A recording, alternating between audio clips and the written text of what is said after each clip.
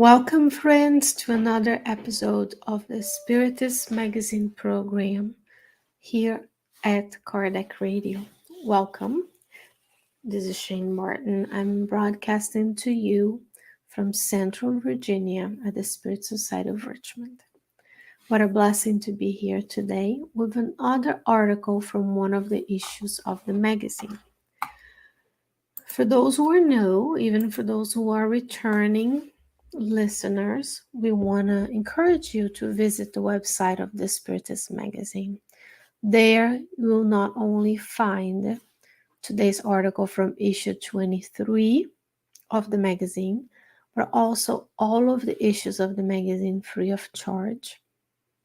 You can find the link to the app for your phones and tablets where you can download all of the issues for your use at your convenience, so we can have access to these teachings 24/7. No matter where you are in the world, we're always carrying one of these, and you can download all the content to your phone that way.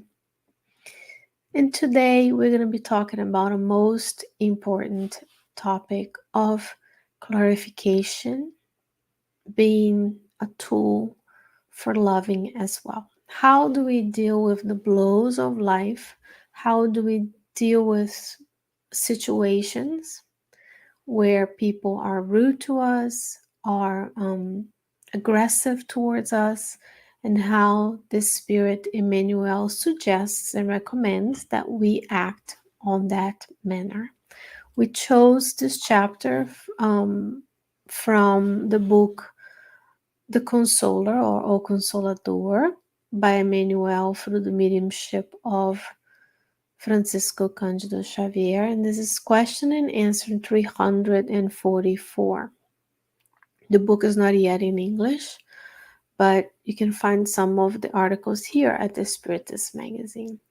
The reason we find it important to look at things and look at ways to respond to the different circumstances in our lives is that in the times we live on the planetary transition from trials and expiations to a world of regeneration, is that a lot of inflamed responses, mostly reactions from us. Instead of thinking and acting, we react to the circumstances in our lives instead of being proactive. Sometimes we let ourselves react. Sometimes we approach others with aggressiveness and anger, and folks approach us with aggressiveness and anger, and we feel some of us may feel entitled to that response, which is not the kindness that you and I know that Jesus has always displayed. Therefore, we found it important to bring these teachings to our attention this week. Remember, the teachings of Spiritism are always not only to be admired and read, but applied to our daily lives. So I'm going to share my screen with you. So what you're going to see, I guess, to my left, and perhaps your right as you're seeing this, is what the PDF version of the magazine would look like if you were to download it from the website. This is issue 23, so if you have time to go there and read with me, it's a very short message. We have a topic from Dr. Raymond Moody Jr., Claudio Sinotti, Vanessa Saloni, and also some topics about money, because who does not think about money, because money is part of what allows you and I to trade goods and services in this world. That's our system of exchange, right? So this is the message. To clarify is also love. Let's see what Emmanuel has to offer us. And I use these teachings the way you're seeing now, so that I can show to you. It's very easy to use at your home, at your Spiritist center, on your tablet. You happen to be seeing this screen on my phone. But it's just because that's the easiest for me. So there's no need for elaborate things. You can, of course, copy this into a nice looking PowerPoint, which I've used to do in the beginning. But I want to show to you that the teachings are available and easy and to work with. So the question posed to Emmanuel was, should the love of neighbor be taken to the point of submission to abuse and brutalities of individuals who are less educated in the gospel lessons? Should the offended humbly tolerate it without the right to clarify regarding to the mistaken attitude? So that's the question. So if folks come to us with abuse and brutalities because they're less educated in the gospel lessons, parenthesis, if we are committed to educating ourselves in the gospel lessons, we cannot go into the world being the ones rude and abuse and brutal towards others. So that shows the lack of knowledge, perhaps the lack of application, because sometimes we know the words of the Old and New Testament, but we're still aggressive and rude and brutal towards others. But as we evolve as individuals, therefore the collective evolves, not only the planet improves in the physical conditions, but also in the spiritual conditions, then we become less rough, less around the edges, less willing and able to share and say whatever it feels like. However, how does the offended can respond? Let's say you're in a situation where someone hurts you, is abusive towards you, or screams at you, yells at you. Should we tolerate it without clarifying that that is a mistaken attitude? So how do we model the response to an abusive and brutal situation? Let's dissect it out. Emmanuel's answer. He says, the love of neighbor includes fraternal clarification whenever it's useful and necessary. So not just using truth for the sake of truth and hurting others back, but we need to clarify. If someone's coming to you angry, yelling and screaming, then we bring to them, hi, this is not the way we need to interact. Let's stop here and then return to this conversation when we are able to have an adult, calm conversation. He says, the passive subjection to others' audacity or rudeness can dilate its progress and its aggressiveness. So if we just sit there and receive it, we can make the rudeness greater. That doesn't mean we're going to engage at the same level. Sometimes we do need to zip it, but then there is a time and a place for the fraternal clarification to occur. At being subjected to abusive manifestation, the gospel believer, that's you and I, because we claim to be spiritists, and the spiritist will follow Christ as a model and a guide, and the gospel is an written account of some of the things that Jesus did. I'm sure Jesus did way more than was able to be retained in written form, continues to do it as well. He says, the gospel believer, you and I, shall learn to dissolve them, the abusive manifestations, with the utmost serenity and wisdom, in order that they are exterminated at the source of their origin, those who abuse us, without possibilities of revitalization of those manifestations. So we want to be serene and have the wisdom to know, do I act on this moment? Do I retrieve? When is the right time to do the corrective action, so that we're not adding fuel to the fire. So it's not just correcting and being upfront, assertive and setting boundaries, but it's when to do them. That is such a difficult thing for us. That's why we encourage and we teach the young emotional management, what to do when they get angry, so that when they grow up to be more balanced and serene and wise adults. So we model it. We have to learn to do it so we can model it so the next generation can do it better than you and I. To clarify is to also love. Just saying, this person is my family. I need to love them and allow them to be abusive towards me. That is not love. Because now we are potentially enabling them to remain in that circumstance of rudeness and aggressiveness, when Emmanuel says we need to learn to dissolve these. And being passive to the rudeness can make it, can dilate it, meaning it can make it bigger and more spread, more. So when we love someone, a family member or not, we clarify.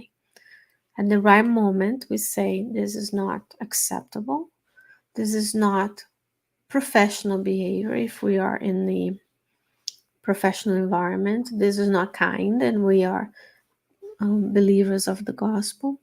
And then it's a learning curve for you and I, when to say things, when not to say things. And of course, if this is life-threatening or physical injury, and if we witness them or if we are subject to them, we need to seek safety. And sometimes the clarification comes in the means of the authorities who come to remove that aggressive, threatening behavior from the situation. Sometimes it's a matter of calming down ourselves and modeling what it is to respond to a situation, not just react, but respond with more serenity and calm. And that's something that you and I are going to have to do daily for the rest of our lives. So it's a lifelong learning. And the beautiful thing about the current times, because there's more beauty and good in the world than that is evil, is that we can learn, we can read books, we can have counseling, we can have mentors, we can have coaches, and every time a situation like that comes about, we can learn. So we can step back and do what worked, what didn't work, how can I do it better next time. And we can learn from others' mistakes, and we can learn from our own mistakes and not incur into those mistakes, just do different mistakes later. So this is very complex because it comes down to, how do you learn to dissolve abusive manifestations with serenity and wisdom? Because to be serene, you have to be in control and say, this is where I am, this is what I'm feeling, this is mine, this is from the environment.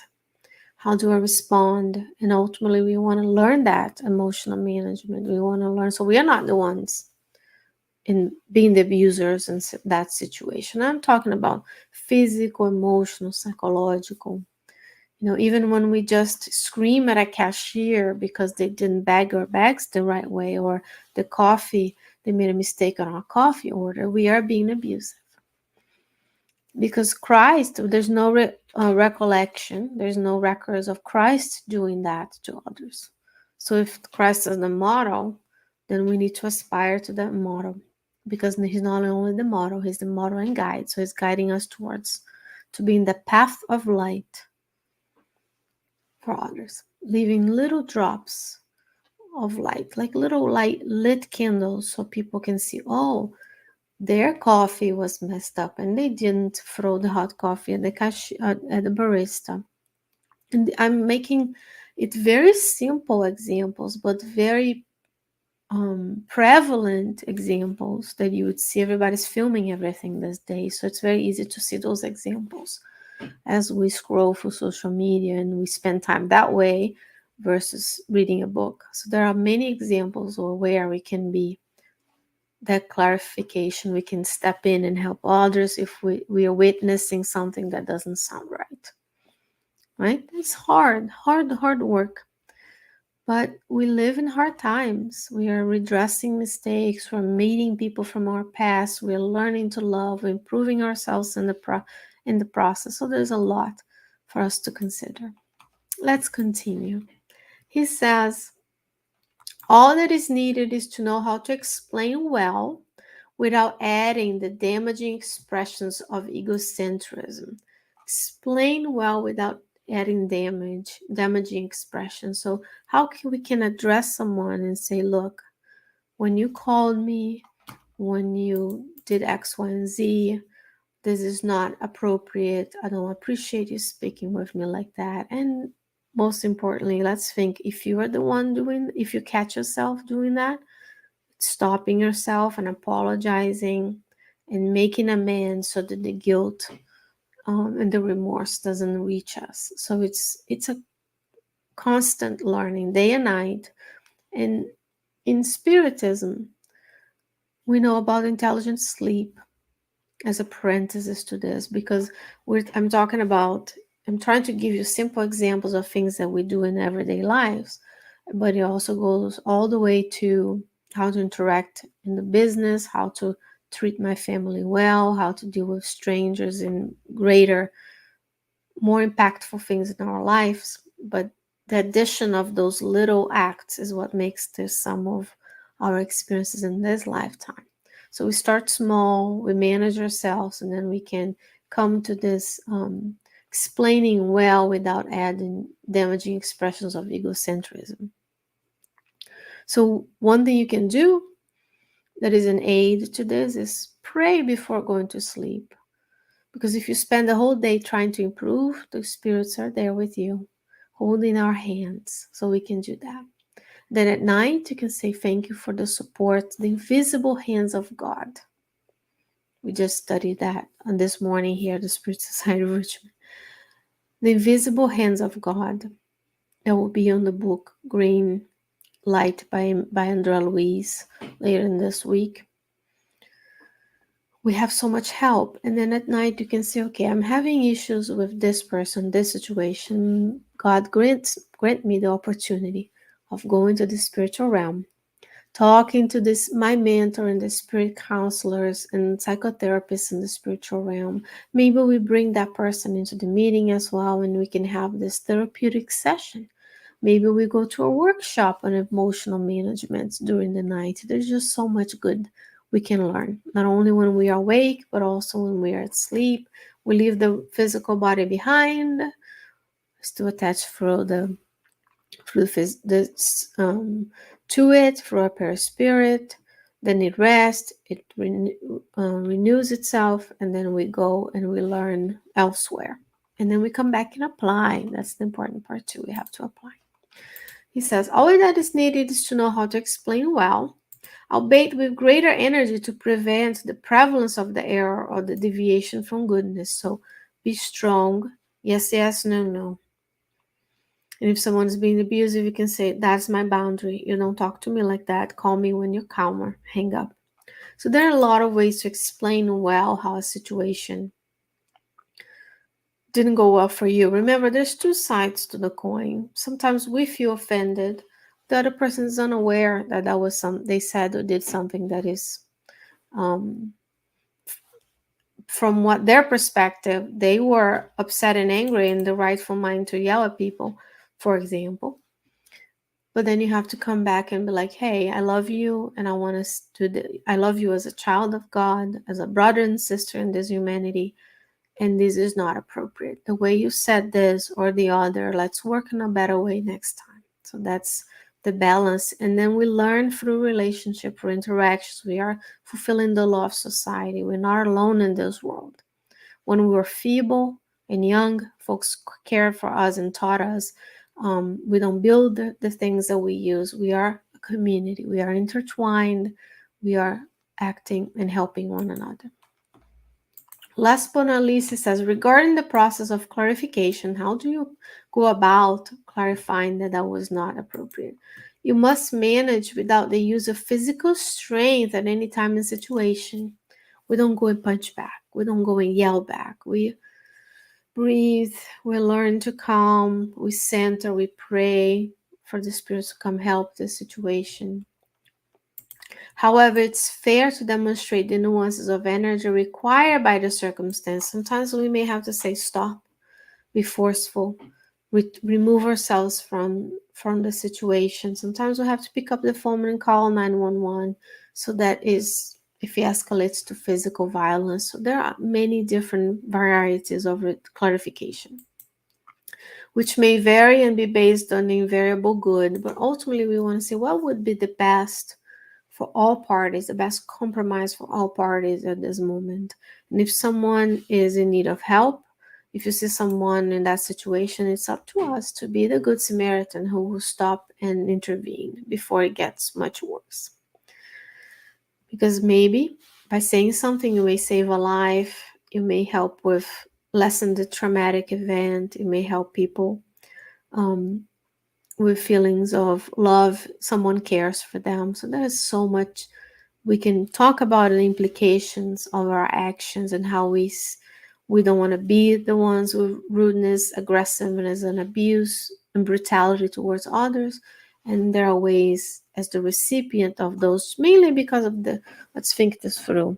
I'm not saying people are evil. We're just saying that as an inhabitant of planet Earth, a world of trials and expiations in transition, but still trials and expiations, it's up to you and I to grow and improve, and there are times we'll make mistakes, and then we have to make amends. We have to catch ourselves saying or doing something that is not based on what's better for the general good, because we have these individual ways of seeing things. Mine, what's best for me. We have to see ourselves as a global citizen, an universal citizen. So each and every action that improves me, aids to my growth as a person and evolution as a spirit, is ultimately something that will help everyone.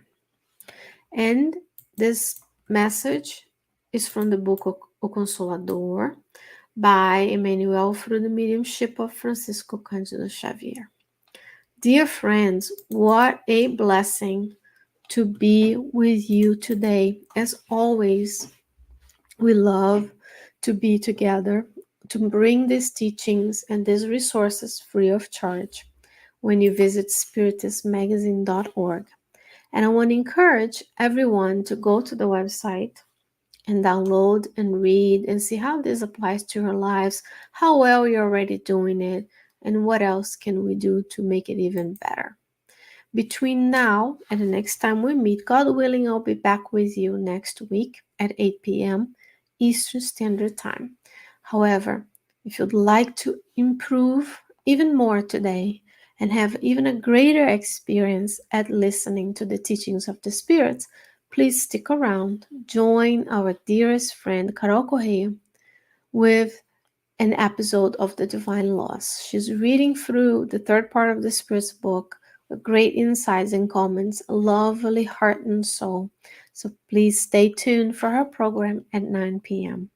Otherwise, stay well, stay safe, take care of yourself and others, and I'll see you next week. Take care. Bye-bye.